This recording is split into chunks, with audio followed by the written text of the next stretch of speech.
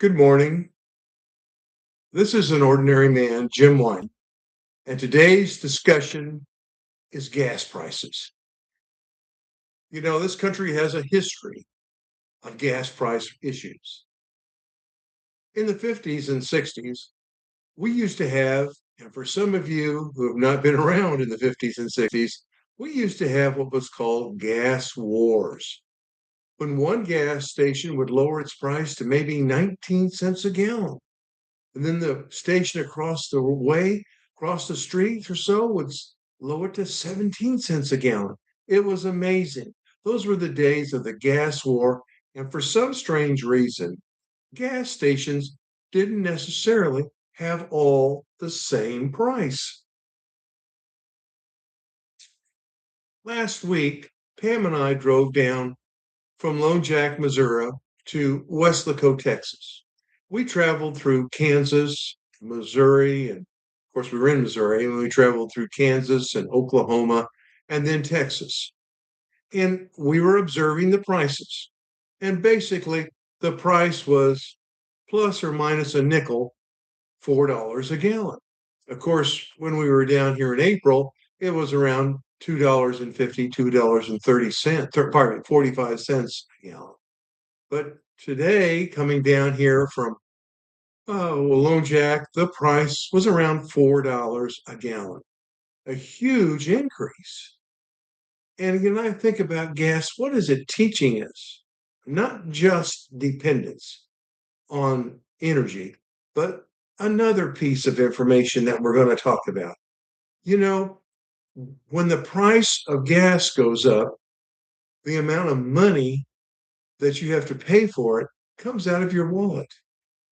And that gives you less money to buy food and have entertainment, pay your utility bills, etc.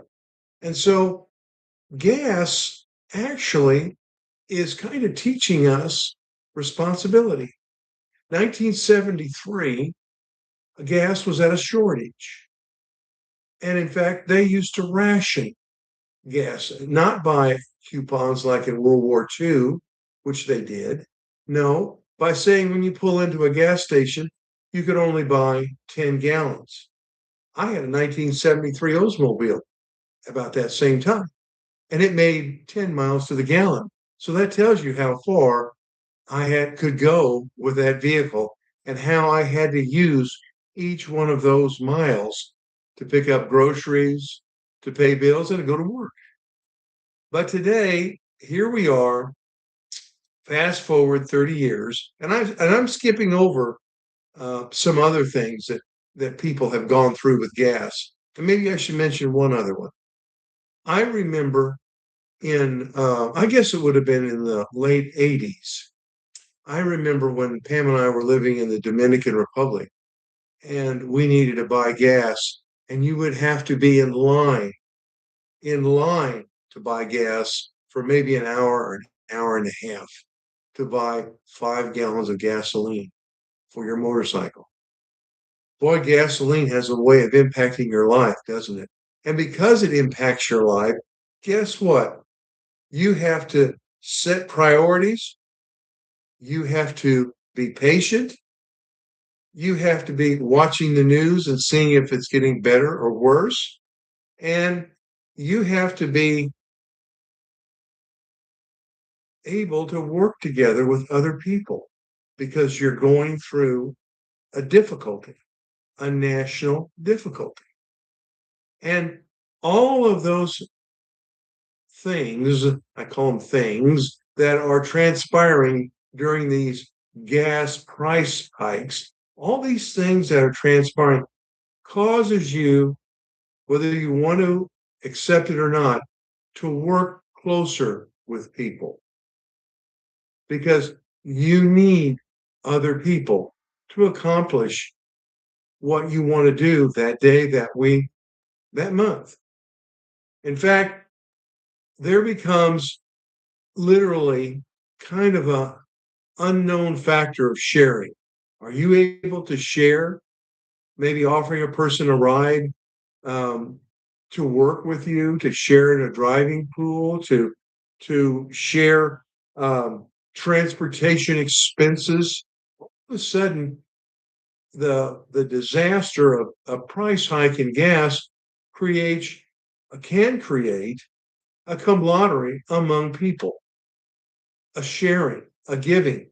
Giving is a hard thing to see. Hold on. The Bible says to us, you are to give the Lord your first fruits. That's not your end of your paycheck for the month. That's not what's left over when you go to the grocery store. No, that's when your efforts, whether it's a physical job, a mental job, a combination, any kind of a job, anything that you receive remuneration, pay, reward for, you're supposed to give 10% of that first fruit to the Lord. Boy, that's hard sometimes, isn't it? When you think, well, I don't know if that's going to be enough. And I don't know if I could spare that 10%. All of a sudden, giving comes into play in such a way that you have a better understanding of how important giving is. And giving expands beyond money. It expands into thinking of others. It expands into sharing what you have with others. It becomes literally a situation that you are accountable to not only you and your family, those living in that household, but you're accountable to other people who are working with you, who are involved with your daily life in the community, at the church. All of a sudden, that disaster of gas being $4 a gallon becomes a disaster that everyone's experiencing. And how can we minimize that? How can we all of a sudden become better stewards of our money, better givers to help others? And also, it entails two other things. It entails being obedient to the laws. All of a sudden, little things that you might want to get by with, you might all of a sudden say to yourself, I need to be obedient because other people are counting on me. I need to be obedient to the laws.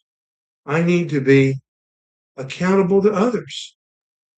You've got the obedience factor, the accountability factor. You've got the reliance, the sharing, the giving. And all of a sudden, you're preparing yourself as if you're in a worship service, learning how those two principles Jesus gave us to love the Lord first and to love others as you love yourself.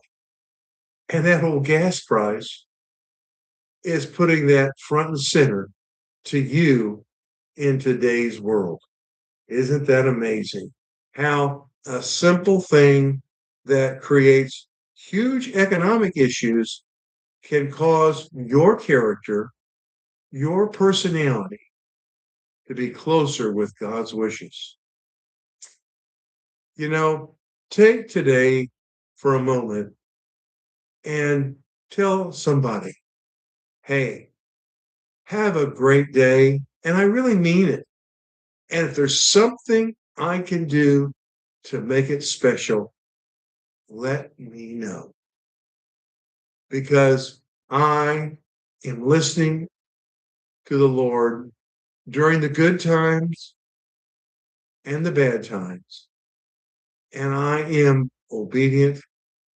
I am accountable. And I am your neighbor,